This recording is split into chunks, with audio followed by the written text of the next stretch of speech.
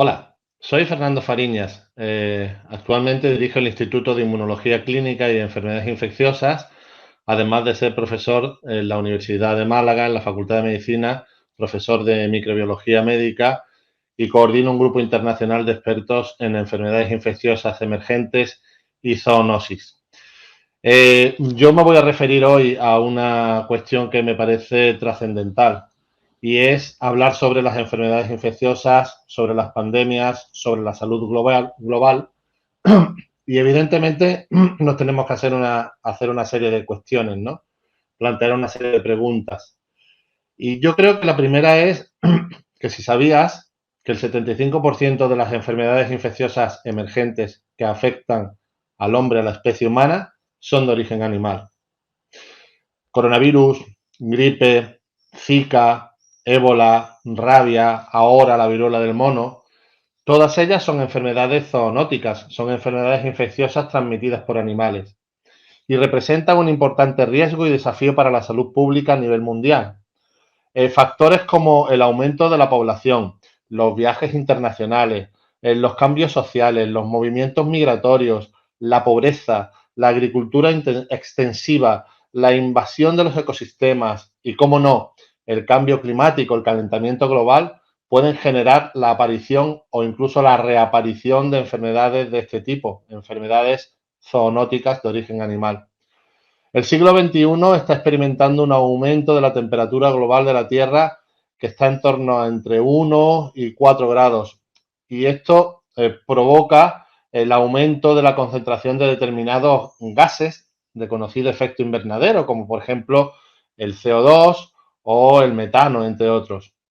El calentamiento global también modifica el funcionamiento natural de los ecosistemas, en los que las especies interactúan entre sí, y esto conduce inexorablemente a una serie de cambios en el medio y a largo plazo estos cambios nos van a afectar directamente a todos los que habitamos este planeta, humanos, animales, plantas. Sin duda alguna, todos estos cambios van a propiciar la aparición de nuevas enfermedades y el resurgir de otras que estaban erradicadas, ¿no? Nos encontramos en un momento crítico en donde las políticas de protección de salud deberían orientarse hacia la elaboración estratégica de programas de prevención y de control de estas enfermedades, que actúan en el triángulo animal, medio ambiente, humano o especie humana. La salud humana, la salud animal y la salud ambiental forman una sola cosa, una sola salud, el famoso One Health del que tanto se habla y tampoco se practica. En esta charla os hablaré sobre todos estos aspectos relacionados con el origen de las pandemias y así lo he titulado Cambio climático, pandemias y salud global. Antes que nada os quiero llevar al final de todo, porque esta es la foto final de todo. Estamos ante la foto de un hospital donde de normal van a parar una serie de enfermos de todo tipo. Esta foto no es muy habitual en nuestro contexto, en nuestra vida diaria, pero todavía se ha vuelto más habitual en estos 2 últimos años con la pandemia de la COVID-19, ¿no? Todo el mundo piensa que, bueno, pues este es el origen de todo, ¿no? Aquí empiezan a venir enfermos, pero realmente la información que tenemos es sesgada. De tal forma que las imágenes que siempre nos ponen en televisión, en la prensa, en las noticias, pues tienen que ver más con esto, ¿no? Más con, se ve pues personas trabajando en un hospital, con los trajes de protección puestos, muchos gráficos de aumento, una primera ola, la segunda ola, la tercera. Y bueno, pues como bien sabemos, periodistas de toda la vida, hablando, rehablando y comentando todo lo que tiene que ver con el número de muertos, el número de casos, las mutaciones, etcétera, etcétera. Pero esto es realmente una foto donde lo que vemos es la esquina superior izquierda de la foto, donde lo que estamos viendo realmente son víctimas de una pandemia, de un virus nuevo que ha surgido y que realmente es el final de todo. Este es el final de todo o la esquina superior izquierda de una gran fotografía que no vemos. Y no vemos, y si no lo vemos, es que no existe. Para algunos no existe. Para otros quizás sea más que no quieren verlo. ¿M? Y para otros incluso, bueno, pues ni se lo han preguntado. Pero realmente, detrás de esta foto que afecta a la salud humana, existen otras cosas. Y el final de todo es el hospital, no es el principio de todo. De tal forma que si hacemos un poquito de historia, veremos que las grandes epidemias y pandemias de la historia pues están aquí un poco representadas. Falta alguna, pero están casi todas representadas. Veis que durante los últimos años se ha acelerado de forma importante la aparición de nuevas enfermedades infecciosas, pero veis también como algunas de ellas fueron extremadamente letales. Veis ahí como, por ejemplo, la peste negra, la llamada peste negra, peste bubónica, que azotó a Europa durante muchísimos siglos. Bueno, pues fue una gran lacra. Y esto realmente es una enfermedad zoonótica, es una enfermedad transmitida por animales, concretamente por una pulga que es parásita de la rata negra, y esa pulga pues también es capaz de transmitir a los humanos la bacteria que produce la peste bubónica, ¿no? La peste negra, que fue uno de los grandes azotes de la Edad Media y que acabó con entre un tercio y la mitad de la población en toda Europa. En la actualidad conocemos otra serie de enfermedades infecciosas emergentes o zoonosis que son todas de origen animal, ¿eh? La palabra zoonosis, bueno, pues nos dicen que son de origen animal. Si pensáis que el HIV o el ébola o por supuesto la COVID-19 o la gripe, la fiebre amarilla, el Zika, etcétera, pues son enfermedades infecciosas, lo son, pero tienen un origen animal y por tanto son zoonosis. Figuraos que se han hecho cálculos y se conoce actualmente que alrededor del 75% de las enfermedades, de los patógenos, de los virus, de los agentes infecciosos en general, que son emergentes, que surgen y que afectan al ser humano, ese 75% tienen un origen en un reservorio animal, tienen un origen animal. Si ahora mismo estuviéramos haciendo una foto de lo que está ocurriendo en el mundo en cuanto a las enfermedades infecciosas, veríamos algo así, ¿no? En cada punto del planeta, en este momento, existe un brote por distintos tipos de agentes infecciosos, la mayoría de los cuales son de origen animal, son enfermedades zoonóticas. De hecho, las zoonosis son tan frecuentes que ahora mismo los científicos en general, el mundo científico, está un poquito preocupado, bastante preocupado, por el incremento de este tipo de enfermedades infecciosas. A lo largo de estos últimos años se ha incrementado tanto el número como la frecuencia con que surgen estas enfermedades. Y de hecho, bueno, si veis en la gráfica de muertes a nivel global por millón de habitantes, pues por millones, perdón, veréis que las zoonosis pues, constituyen una de las principales causas de muerte a nivel mundial, por encima de otras enfermedades que son muy frecuentes, como por ejemplo la diabetes o por encima de los propios accidentes automovilísticos, ¿no? Si me preguntáis cuántos virus pueden, porque esto es una pregunta muy frecuente que me hacen, ¿no? ¿Y cuántos virus pueden venir más? Pues no lo sabemos, pero muchos más, ¿eh? De hecho, existe un proyecto ahora mismo que se está desarrollando que se llama Proyecto Viroma Global para saber más o menos cuántos virus pueden afectar a la especie humana, ¿no? Sabemos que existen alrededor de 1,67 millones de virus, es decir, 1.670.000 virus, especies de virus distintas. Es un cálculo, ¿no?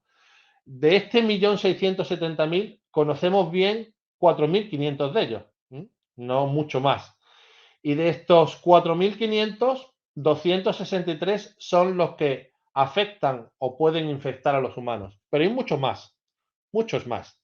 Se calcula que de este 1.670.000 millones de 670.000 virus, entre 600.000 y 800.000 podrían ser zoonóticos, es decir, entre 600.000 y 800.000 podría a día de mañana producir infecciones en los humanos. Fijémonos en la cifra de 263 a casi 1 millón. ¿Eh? Por lo tanto, esto es para tenerlo en cuenta. Y también es tenerlo en cuenta en tanto en cuanto a las alertas sanitarias. porque siempre hemos tenido una estrategia reactiva, es decir, surge una pandemia y reaccionamos frente a ella. Sin embargo, lo que tenemos que tener es una estrategia mejor, ¿no? Una estrategia que se llama proactiva, es decir, una estrategia de buscar antes de que aquello pueda surgir y nos pueda afectar, pues como nos ha afectado de una forma notable. Fijaros que esto no es nuevo, es decir, hay ya mucha gente durante muchos años que nos están diciendo, muchos expertos, que, bueno, pues que existe un peligro inminente, ¿no? Y que los virus van saltando cada dos por tres y que esto hay que tenerlo en cuenta y que esto hay que estudiarlo y que esto hay que prevenirlo de alguna forma, ¿no? Sin embargo, las políticas sanitarias no hacen caso a esto, ¿eh? En la mayoría de las ocasiones. Es una política reactiva.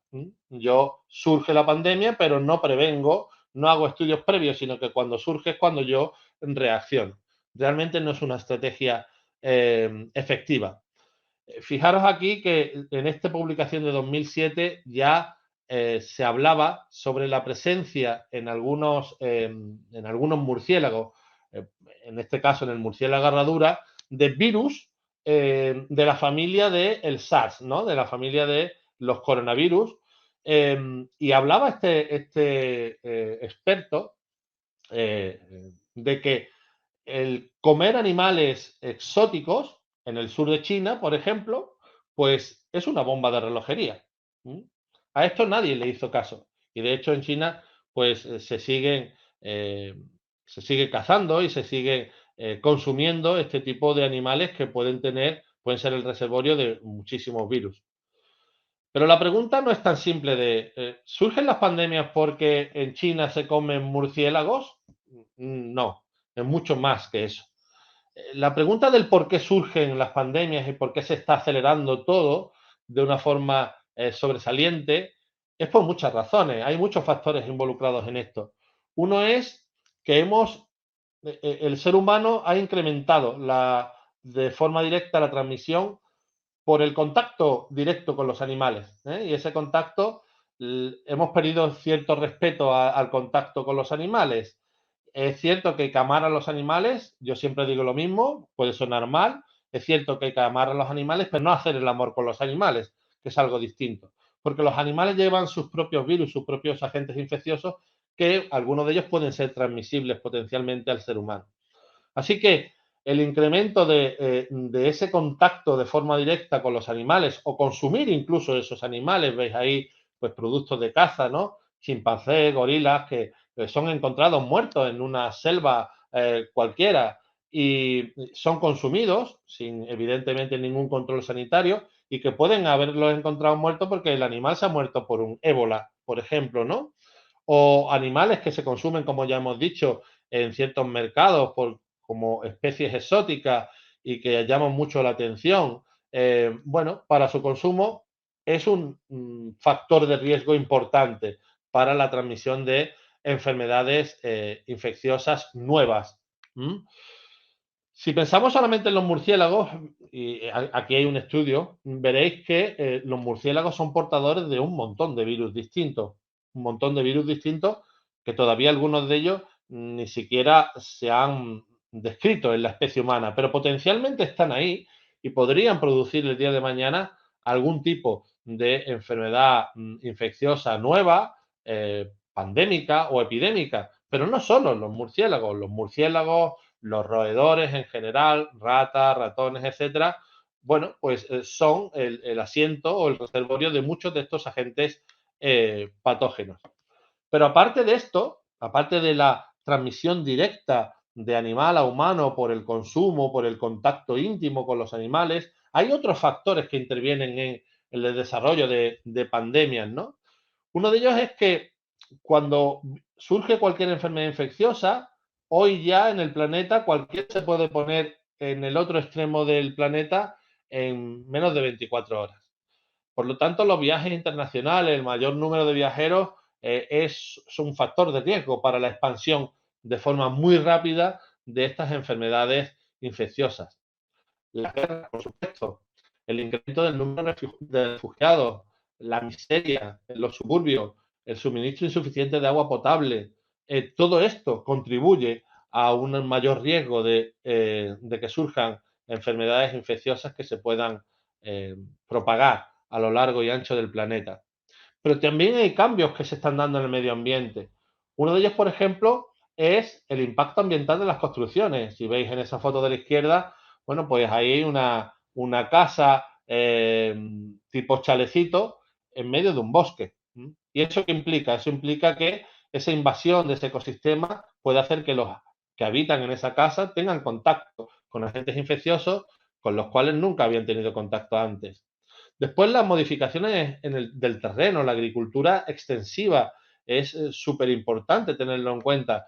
¿Por qué? Porque la agricultura extensiva implica no solo el invadir ciertos ecosistemas donde antes vivían ciertos animales que podrían ser el reservorio de algunos agentes infecciosos, sino que también la utilización, por ejemplo, de plaguicidas, de pesticidas, etcétera, para el control de la plaga en agricultura, puede hacer de que surjan algunos, por ejemplo, hongos que sean resistentes a ciertos agentes químicos que utilizamos para luchar nosotros frente a esas enfermedades que nos producen esos hongos. De tal forma que hoy se sabe que por el uso abusivo y extensivo de ciertos pesticidas y plaguicidas, pues han surgido hongos que son capaces de infectar a los humanos y que cuando empleamos frente a ellos ciertos medicamentos, pues no funcionan precisamente porque esos medicamentos ya han sido previamente utilizados en agricultura, en el campo, y esos hongos ya han aprendido a resistir esos medicamentos. Por lo tanto, esto es importante tenerlo en cuenta también, ¿no? Dentro de los cambios que ha experimentado el medio ambiente, uno de ellos y el más importante podría ser el cambio climático, el calentamiento global. Y es que el cambio climático influye de una forma muy importante en la aparición de enfermedades infecciosas. El cambio climático influye en un triángulo, el triángulo de el agente infeccioso, de la vía de transmisión y del hospedador. Y ahora me explico un poquito mejor. Mirad, el cambio climático conlleva el incremento de poblaciones de posibles vectores de transmisión de enfermedades. Si hay algo que le gusta mucho a los vectores de transmisión, entre ellos los mosquitos, las garrapatas, etcétera, es la temperatura. El aumento de la temperatura hace que los mosquitos, bueno, pues se reproduzcan de forma más rápida y que puedan vivir en zonas donde antes no podían vivir. Ahora mismo, bueno, pues hay zonas donde los mosquitos no vivían y ahora viven porque en esas zonas en particular ha aumentado la temperatura de forma importante y ya esa temperatura les permite a esos mosquitos vivir y transmitir ciertas enfermedades, como por ejemplo puede ser la malaria, o como puede ser el dengue, o como pueden ser otras tantas, ¿no? Eh, Esos cambios han afectado, por supuesto, a la distribución de esos vectores a lo largo y ancho del planeta, ¿no? Y ha hecho que se expanda la zona de influencia. Y os voy a poner un ejemplo, el mosquito tigre, el gran conocido mosquito tigre. El mosquito tigre es un mosquito que es un gran vector de transmisión de muchas enfermedades, ¿eh? Si nos fijamos en España, bueno, pues desde 2004 hasta 2018 en este gráfico, veis cómo se ha ido expandiendo en ese color ocre, se ha ido expandiendo la zona de influencia del mosquito tigre.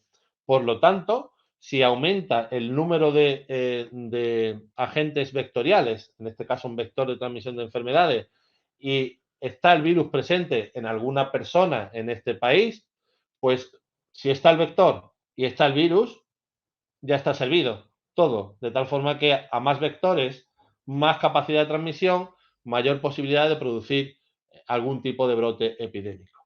Pero también el cambio climático hace que los agentes infecciosos se adapten y sean más capaces de producir infección. Hoy sabemos que, por ejemplo, la humedad y la temperatura hacen que virus como el de la gripe se transmitan mejor, ¿no? Pero no solo eso, el cambio climático también afecta a las defensas de las propias personas, de nosotros y de los animales. De tal forma que un aumento de la temperatura o una disminución muy drástica de la temperatura afecta a nuestro sistema inmunitario, afecta a nuestro sistema de defensas. Si están aumentando los vectores de transmisión, están aumentando las zonas de influencia, están aumentando la aparición de virus, y eso lo sumamos a que nuestro sistema inmunitario cada vez lo tenemos peor, pues es una bomba de relojería. Está claro, ¿no? Y es que existen muchos factores ambientales que pueden contribuir a que el sistema inmunitario, digamos, se venga abajo. Y uno de ellos es, por supuesto, la radiación ultravioleta. A mayor radiación ultravioleta, porque la capa de ozono desaparece o se adelgaza de forma importante, pues esa radiación ultravioleta hoy sabemos que tiene efectos sobre nuestro sistema inmunitario. De tal forma que cuando la radiación ultravioleta empieza bueno, a afectar a o a irradiar sobre nuestra piel, pues se producen cambios en nuestro sistema inmunitario y eso nos hace más susceptibles de padecer enfermedades infecciosas. Veis aquí, por ejemplo, un artículo donde se habla de que la radiación ultravioleta pues, nos hace menos resistentes a ciertas enfermedades infecciosas, en este artículo específicamente frente a la hepatitis B, pero frente a cualquier otra cosa también, ¿no? También sabemos que el aumento de la temperatura incrementa la concentración y la distribución de ciertos contaminantes en el aire, como por ejemplo el ozono, el óxido nítrico y otras sustancias químicas. Este aumento de la distribución de los contaminantes en el aire debido al calentamiento del planeta, pues hace que todos estos contaminantes los podamos inhalar y esto produce alteraciones en nuestro aparato respiratorio. ¿Y esto qué conlleva? Pues esto conlleva un aumento sustancial de las enfermedades respiratorias, tanto enfermedades de tipo infeccioso como enfermedades de tipo alérgico. No solo eso, también el aumento de la temperatura a nivel global hace que el tiempo o el rango de alta temperatura a lo largo del año sea mayor. Es decir, la temporada de calor cada vez es mayor a lo largo del año. Y eso que implica que al tener temporadas cada vez más largas de calor, vamos a tener también temporadas más largas de transmisores, de vectores, de mosquitos, de garrapatas que pueden picar y que pueden producir la transmisión de enfermedades infecciosas. También sabemos que el aumento de la temperatura entraña un estrés, y un estrés fisiológico y un estrés psicológico. De tal forma que muchos animales y también muchas personas, ante un aumento de la temperatura, se empieza a producir una serie de alteraciones a nivel del sistema nervioso que se traducen finalmente en la producción de ciertas hormonas y esas hormonas lo que hacen es finalmente bajar la capacidad de nuestro sistema inmunitario. Entre esas hormonas se encuentra el cortisol, que no es ni más ni menos que, bueno, cuando hemos escuchado hablar de que los corticoides producen bajada de las defensas, bueno, pues el cortisol es un corticoide. Lo que pasa es que es un corticoide que producimos nosotros a través de, bueno, esa vía de activación del estrés. El estrés crónico, el estrés producido por factores ambientales, como puede ser el calentamiento global, puede inducir ese cortisol en grandes concentraciones y eso produce una bajada de las defensas y esa bajada de las defensas se traduce en un mayor número de infecciones. No solo en los humanos, en todas las especies animales. Esto ya se ha comprobado. También se ha visto que, por ejemplo, existen algunas especies que no son capaces de regular su temperatura. Por ejemplo, nosotros los seres humanos, la especie humana tiene la capacidad de controlar su temperatura. Aunque en el medio ambiente haya una temperatura de 10 grados, de 5 o de 42, nosotros nos seguimos manteniendo una temperatura constante de 36,5, 37 grados. Sin embargo, existen especies animales que no pueden controlar su temperatura y adaptan la temperatura que tienen en el ambiente. Por ejemplo, los peces. Los peces cuando están en el agua adquieren la temperatura del agua. Si el agua aumenta de temperatura, el pez aumenta de temperatura. ¿Qué ocurre? Que con el calentamiento global y cuando se calienta ese agua, también se calienta el pez. Y al calentarse produce una disminución importante de sus defensas. Pero no solo eso, en el agua viven una serie de microorganismos importantes que pueden afectar al pez. Cuando aumenta la temperatura del agua, estos microorganismos proliferan de una forma exagerada, mientras que el pez baja su capacidad defensiva y se produce un desequilibrio a favor del agente infeccioso, de tal forma que se pueden producir grandes mortandades como por ejemplo, estamos comprobando en muchas zonas del planeta. También, incluso en el propio ganado, hoy se sabe que el aumento de la temperatura reduce la ingesta de alimentos por parte del ganado y esto puede limitar la fuente de energía que hace que mantenga el ganado una buena respuesta inmunitaria. Si no se come bien, pues evidentemente no nos defendemos bien. Y esto también afecta al ganado de forma importante. De tal forma que después de huracanes, tormentas y también con el cambio climático, con el aumento de la temperatura, se está viendo un incremento importante de todas las enfermedades infecciosas a nivel del ganado. También la temperatura, el aumento de la temperatura produce cambios en el sistema inmunitario y como veis aquí en este artículo, una alta temperatura ambiental puede alterar la respuesta inmune frente a ciertos virus, como por ejemplo el virus de la gripe, ¿no? No solo eso, sino que cuando aumenta la temperatura del planeta, hay ciertos microorganismos que tienen la capacidad o la apetencia de vivir en esas condiciones de alta temperatura. Y os pongo un ejemplo. Hay un hongo que se llama, todo el mundo conoce Candida albicans. Bueno, pues lo conoce por una razón, porque es súper frecuente, por ejemplo, en la mujer, el tener candidiasis vaginal. Bueno, pues la candidiasis vaginal normalmente la produce una especie que se llama Candida albicans. Pero hay una en particular que debido al aumento de la temperatura a nivel global ha aumentado de forma brutal su presencia a nivel ambiental. Se llama Candida auris. Se llama auris porque la aislaron de la auris, de la oreja, de un paciente geriátrico en Japón hace ya unos años.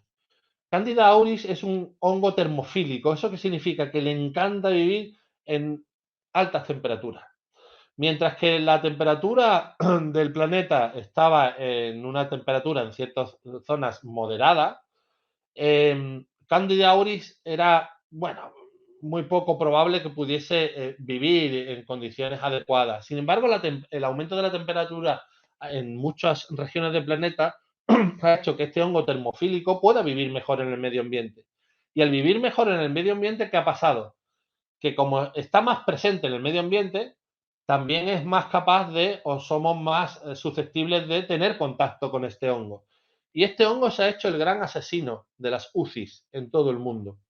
De tal forma que no solo es que mata a pacientes que están en un estado de compromiso inmunitario importante, sino que además es un hongo que ha adquirido resistencia frente a un montón de fármacos, de antifúngicos que se llama, que intentan acabar con ellos. Así que Candida auris puede ser el producto de, veis la expansión en rojo que ha surgido, que ha hecho a lo largo de estos años, pues Candida auris es un hongo que ha aprovechado esas condiciones de temperatura, del aumento de temperatura, para producir más enfermedad y más muerte, ¿no? Bueno, está claro que es importante tener esto en cuenta porque los hongos también están aumentando su aparición y su presencia en todas las especies, en la especie humana y en otras especies, ¿no? Por ejemplo, existe un hongo que está acabando con las poblaciones de anfibios a nivel mundial y se debe también, entre otras cosas, a un aumento de la temperatura a nivel global. Pero no solo eso, sino que también el aumento de la temperatura a nivel global conlleva la sequía. Y la sequía en muchas regiones del planeta se traduce en malnutrición, porque si hay sequía, evidentemente no vamos a tener suficientes alimentos para nutrir, alimentar a las poblaciones que viven de esa agricultura, ¿no? El cambio climático se sabe que puede conducir a un aumento entre el 1 y el 29% del retraso del crecimiento. Se calcula que para 2050 habrá un retraso importante del crecimiento a nivel mundial, pero especialmente en aquellas zonas que son muy sometidas a sequía y desgraciadamente son países en vía de desarrollo, ¿no? Se calcula que ese retraso severo del crecimiento aumentará en un 23% en el África subsahariana y en un 62% en el sur de Asia. Y esto es importante.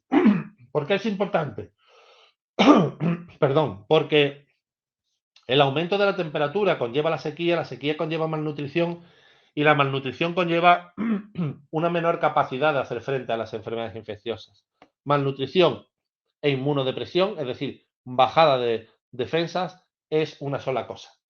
De tal forma que si tenemos esa sequía por ese cambio climático, vamos a tener más niños malnutridos que van a estar más inmunodeprimidos, que se van a infectar más y evidentemente esto es un problema importante. No solo se van a infectar más, sino que también, aunque vayamos con ciertas vacunas a vacunarlos, también las vacunas funcionan peor y ciertas vacunas en particular funcionan mucho peor en niños malnutridos, como por ejemplo la vacuna de la fiebre amarilla o la de la hepatitis B.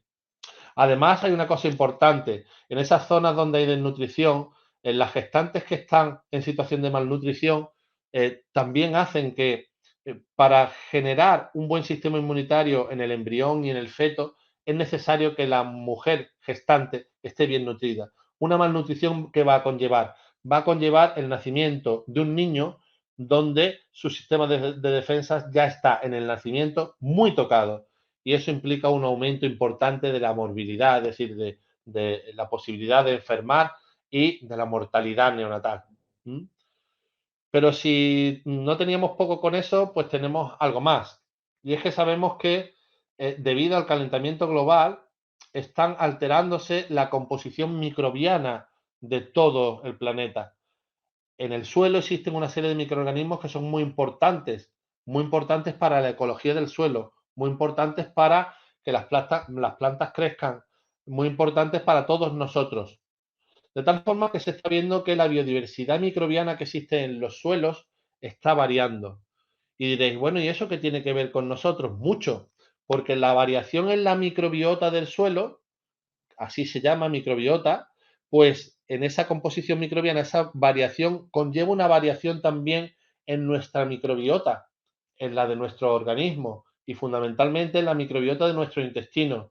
¿Y eso qué genera? Eso genera también una alteración del funcionamiento de nuestro sistema inmunitario, porque esos microorganismos que viven con nosotros nos proporcionan una buena respuesta inmunitaria, unas buenas defensas. Si nuestra microbiota está alterada, nuestras defensas estarán alteradas y esto produce más enfermedad. Y os pongo un ejemplo. Esa pérdida de biodiversidad microbiana que está habiendo en los suelos se está traduciendo en qué?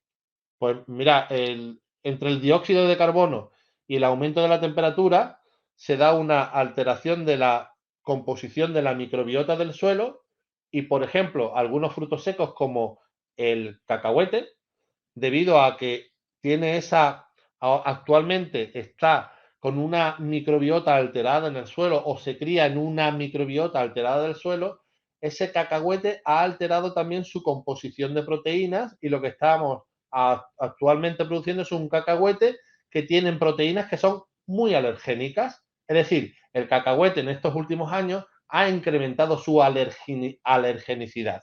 ¿eh? Y esto es importante también tenerlo en cuenta.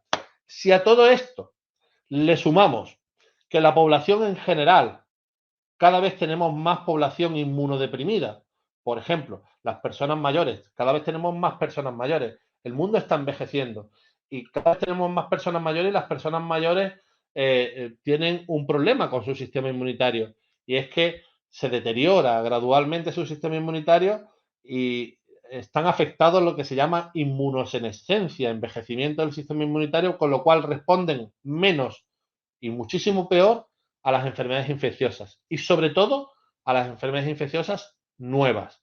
Es por ello por lo que la COVID-19 o una gripe, pues fijaros el desastre que hace en los grupos de mayores, ¿no?